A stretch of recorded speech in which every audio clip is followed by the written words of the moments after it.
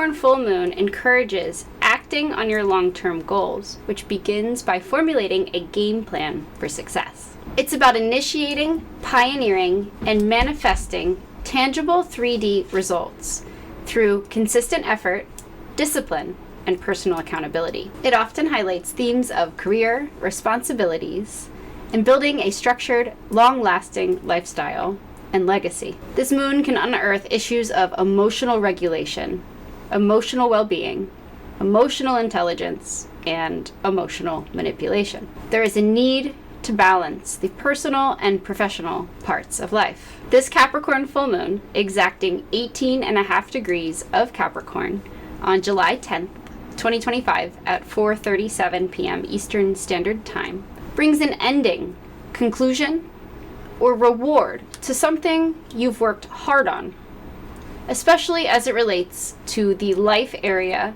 associated with the houses this full moon falls into within your personal natal or birth chart. The name for any full moon falling in the month of July is the buck moon, named for the time of the year when, with the hot July dog days of summer sun, young bucks begin to sprout antlers, symbolic of their impending independence as they prepare to leave the group, family, or clan and make it on their own. Let's explore deer and buck animal symbolism. When deer appear, ancestors are near. Both deer and elk, two spirit animals we'll be exploring, are in the same family. Beginning with the deer spirit totem, the deer is loving, graceful, intuitive, the mother or the divine feminine. It represents the nurturing, feminine aspects of earth energy, providing love and care through life's challenges. This energy is especially potent in brand new parents. The time of the full buck moon calls for absolute compassion, grace, and gentleness with others, and especially with the self. Remember that we have a weakened full moon when it's in the sign of Capricorn, answering to Saturn, not known for being in touch with its emotions. Saturn is debilitated in the sign of Aries, and it's happening at 18 degrees. A Virgo degree, where the moon is hypersensitive to criticism and may not have been shown unconditional love. When balanced, it's compassionate, receptive, and nurturing. When it's out of balance and in its shadow expression, it's overly protective or worried. Think helicopter parent. To rebalance, spend time in nature and around children. The Elk Spirit Totem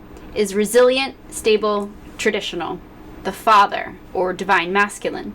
It represents the protective masculine aspects of earth energy, providing consistent support and stability through life's challenges. Elk personalities are self-assured, and they're established within their own authority. When balanced, elk energy is supportive, kind, and steady. When it's out of balance and in its shadow expression, it can be high and mighty or pretentious. To rebalance, eat and drink more consciously and in moderation. Full moons always occur when the sun is opposite the moon. In this case, we have the sun, 18.5 degrees Cancer, facing off against the moon, debilitated and weakened, 18.5 degrees Capricorn, answering to a weakened or debilitated Saturn in Aries, answering to Mars in Virgo, about to close in on the south node of karmic fate and destiny, with Mercury about to go retrograde in the heart of Leo. Look to where 18.5 degrees Capricorn falls in your natal chart to see where this ending, conclusion, or harvesting is occurring for you. This full moon is conjunct the same degree point where the great Saturn-Pluto conjunction, 22 degrees 45 arc minutes of Capricorn, occurred on January 12th, 2021. Just as the pandemic was starting. Therefore, this full moon is shining a light on something we weren't previously aware of regarding the pandemic. Let's recap. Pluto in Capricorn from 2008 to 2023 was a time of extreme control exerted by top-down, hierarchical structures, such as big business and government. This energy was amplified between the years of 2019 and 2021 due to Jupiter, Saturn, and Pluto all being co-present in the sign of the goat. Saturn in Capricorn was all about amplifying self-preservation instincts. This was from December 19th, 2017 to March 21st, 2020, July, and again via retrograde from July 1st, 2020 to December 17th, 2020. Then, and in between, we had Saturn in Aquarius, which brought themes of lockdown and isolation. That was from March 21st, 2020 to July 1st, 2020, and again from December 17th, 2020 to March 7th, 2023. This full moon is shining a light on and returning us to lessons learned between 2018 and 2021. 18 degrees, which I'll get into in greater depth later on in the video, is a degree point associated with health crisis, revealing something previously unseen under the pandemic. It's a possible return to pandemonium and fear, and there could be lockdowns on the horizon, especially in the next 5, 10, and 15 years. This is due to some upcoming aspects at this 18th degree, coming in August and September 2025, and also due to Saturn and Jupiter, their first square since their initial conjunction in 2025, providing the first test of what was seeded on December 21st, 2020 under that great conjunction between Jupiter and Saturn. Great conjunctions occur every 19.9 years, creating roughly 20-year cycles. This was also considered a great mutation as Saturn and Jupiter aligned at the critical final degree of Capricorn and then ingressed together into the fixed air sign Aquarius, 0 degrees Aquarius. Whenever we have a great mutation, it is the end of a 240-year cycle, and it represents a shift in energy. This shift was from Earth to air, and the 240-year cycle we're ending takes us all the way back to 1780. What was going on in 1780? Well, we were fighting the American Revolutionary War. Pennsylvania, my home state, became the first state to abolish slavery on March 1st of that year, and in this year was the first earliest documented mass murder in United States history. Let's go back to December 21st, 2020. Approximately 5 years after this initial seeding moment, during its waxing or first quarter phase, Jupiter begins to reveal itself in an increasing sense of something destined. That's a quote from Liz Greene and her latest book, which just came out in June, about Jupiter. I'll link it in the description. The most powerful point in the waxing phase is the outgoing square, which reflects a struggle as the progeny of the conjunction first attempts to emerge in the world. The pregnancy has now resulted in a birth, and the symbolic child is threatened by danger as it seeks to fulfill its futile potential. Liz Greene again.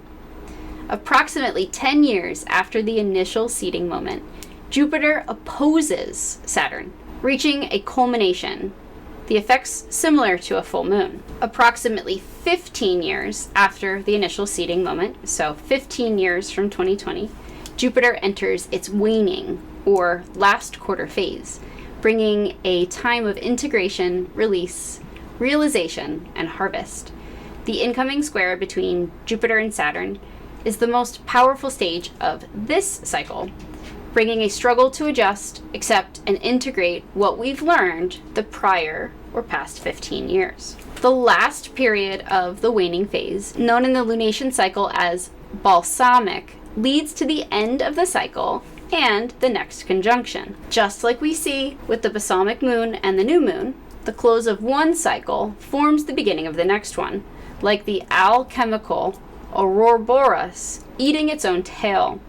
The moment of the dark of the moon at the end of the lunation cycle is also the moment of the new moon at the beginning of the next cycle. And the same applies to Jupiter's cycles with outer planets. There are no endings, only new beginnings. Jupiter is pulling out of its long-term square to Saturn, that first initial 5-year testing point, and we're forced to evaluate outdated beliefs as we're grappled with the old versus the new Saturn. There is a push-pull seesaw dynamic between external authority and internal self-sovereignty. What's your relationship with authority? How do you view external authority? How do you view big centralized government? Do you trust them to take care of you in exchange for, say, your right to privacy and your personal liberties? 0 degrees Aries brings a strong theme of circumstances driving people toward asserting greater sovereignty. 0 degrees Aries is where Saturn and Neptune will officially align in February 2026. This is about reclaiming your personal power after having previously given it away, whether that's in the workplace or in your relationship. You are your own authority. Trust your intuition. Whenever the moon is in Capricorn, we can all end up feeling uncomfortably serious and prone to overworking. The emotional things we're processing around the time of this full moon are focused on our careers, public reputation, personal accountability, attaining greater work-life balance, and on having a strong work ethic. The tone for this full moon is inherently more serious and somber. Saturn in Aries answers to Mars in Virgo, so we'll need to follow that energy trail. Mars is 13 degrees Virgo, a karmic degree, closing in on and about to conjoin with the south node of karmic fate and destiny, relating to karma accrued through past actions. The alignment represents releasing and purging of shadow Virgo traits, including perfectionism, overgiving or over-functioning to earn approval, especially in the workplace, outperforming or outworking your peers as if it's some sort of a competition, and sensitivity to criticism, to name a few examples.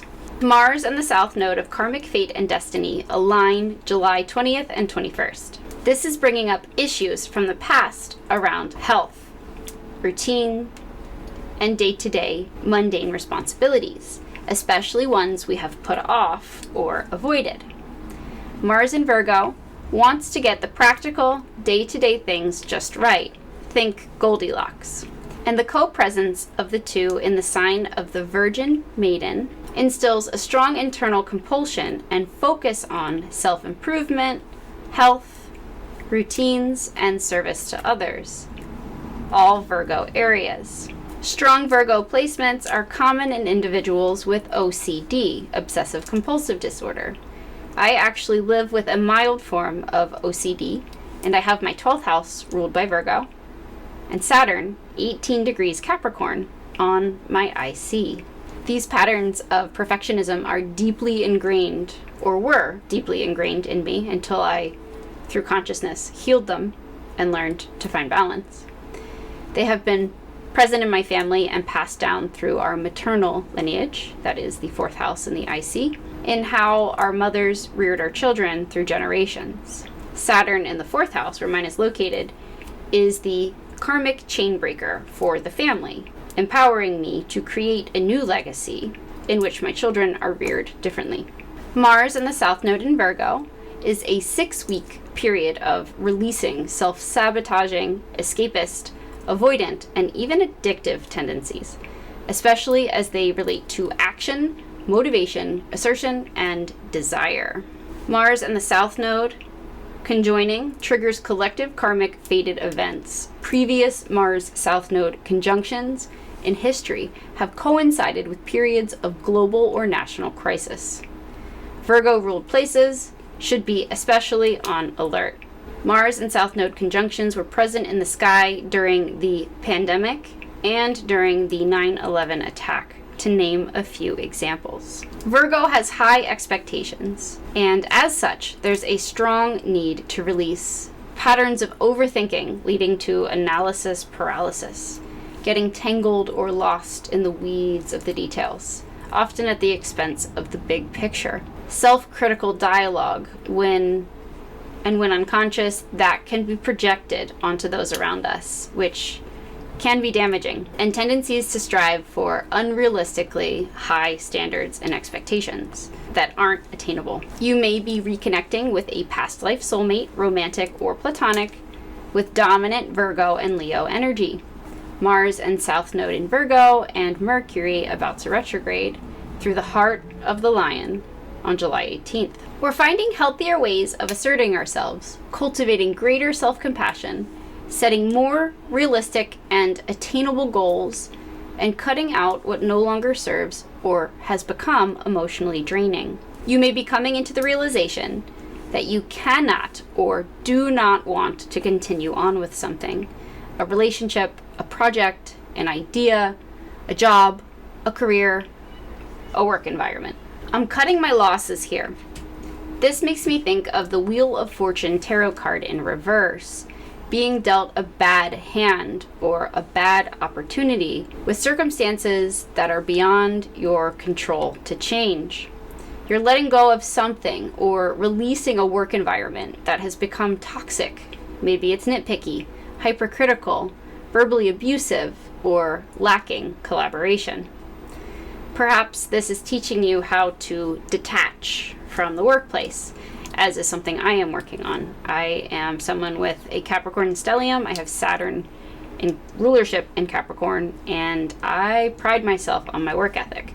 But without strong boundaries, I can end up with what's called human mule syndrome, put in a position where you are working harder than your peers because they see that they can step back and relax or be lazy because you are going to do all the work for them anyway. Remember, everything is energy, and energy never lies. 18.5 degrees of Cancer falls within the second decan or middle 10 degrees of Cancer, which is ruled by the moon and sub-ruled by Pluto, per traditional decans. This energy is associated with the Three of Cups tarot card, a celebration, rewards for past efforts, collaboration, and connecting with like-minded peers. But remember that 3 is a crowd. You may be positioned to apply those Virgo skills of discernment as you choose between two options, whether that's in love or career. 18.5 degrees Capricorn falls within the second decan or middle 10 degrees of Capricorn, which is ruled by the moon and sub-ruled by Venus, per traditional decans. This energy is associated with the Three of Pentacles tarot card. We are on the journey toward greater collaboration, even if it may not be apparent at this time. The sun is 18.5 degrees Cancer, co-present and spotlighting in exalted Jupiter, now 7 degrees Cancer, which is expanding Cancerian energy for the collective until June 2026. You can look forward to greater compassion and empathy. Now, there are a couple important aspects involving Saturn and Neptune, since they're in conjunction, that we'll explore. Saturn and Neptune sextiling Pluto in Aquarius, and Saturn and Neptune sextiling Uranus in Gemini. Saturn and Neptune on the Pisces-Aries cusp from 2025 to 2026 brings a compulsion toward greater personal accountability, self-sufficiency, independence, maturity, entrepreneurship, and greater personal restraint with one's actions. But first, those skills will be tested so that we can prove their mastery. With Venus and Uranus conjoined in Gemini, conversing with others is a huge part of the process. With the trine to Pluto, this could bring random cerebral stimulation, flashes of understanding or downloads, or even word vomit. We're going to be very busy connecting with people. Full moons are the culmination of the lunar cycle when the moon reaches peak fullness and brightness, representing an ending, completion, closure, or harvest. This is about putting something we've worked hard on and put effort into out into the world. We might be completing a work, career, financial, or a material goal. With the Cancer sun answering to the full moon in Capricorn, this work is something we're deeply attached to or identified with and consider to be a part of us. With Neptune recently stationing retrograde and Mercury about to, this closure may be coming in from the past. Let's rewind back to the new moon in Capricorn 2024. The new moon in Capricorn 2024 is special because we had not one, but 2 of them. Both the first and final new moons of 2024 fell in the sign of Capricorn. This happened because we had 13 new moons instead of 12. The first Capricorn new moon fell on January 11th, 2024, 20 degrees, 44 arc minutes Capricorn. The second new moon in Capricorn fell on December 30th, 2024, 9 degrees 43 arc minutes of Capricorn. This second new moon in Capricorn was especially special because it was also the second new moon to fall in the calendar month of December 2024, meaning that we began December 2024 and ended December 2024 with new moons. This rare double new moon is considered a black moon, and it occurs about as often as a blue moon and is just as symbolic and special. Those occur roughly every 29 months.